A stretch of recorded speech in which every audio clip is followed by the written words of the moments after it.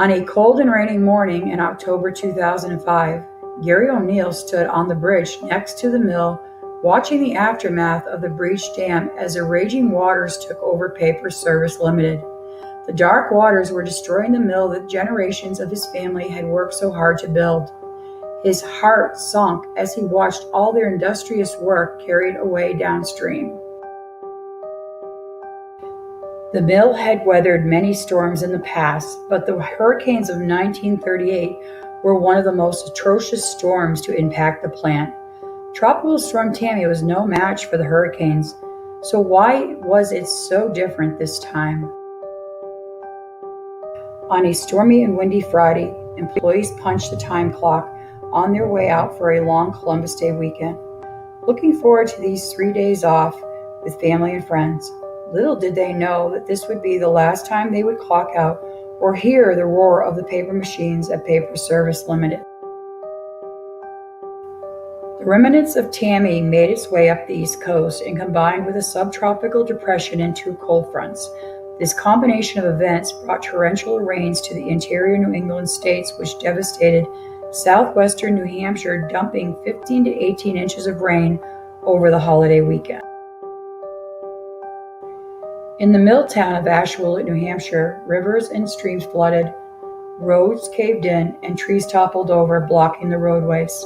The deep flood waters, as high as the bottom of the door on the box truck that was sitting in the dock, was so forceful it snatched a house off its foundation, disintegrating its walls before making it disappear into the darkness. Cars, tractors, and industrial equipment were swept away in the turbulent water and never seen again. Even when the storm finally subsided and the river's water level receded, water continued to flow through Paper Service. The plant's fate was sealed, and Gary was forced to make one of the hardest decisions of his life. The storm had destroyed the mill, and it had to be closed. Generations of families worked in the plant over the years, and this was their home away from home. The friendly voices and laughter that used to echo in the hallways were now just a distant memory. The closure of the mill had only devastating consequences on local employment, but the community also suffered as Gary had used his position to support education and the arts for many years. Gary sighed. During Tropical Storm Tammy, a dam owned by Algonquin Power did not heed the storm warnings and ignored their high water alarms.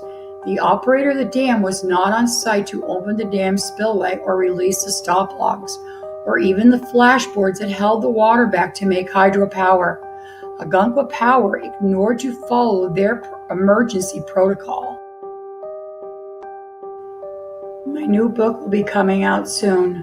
Please check echoesofthepast.photography for updates. Come back and find out the true details of what really happened to Paper Service Limited.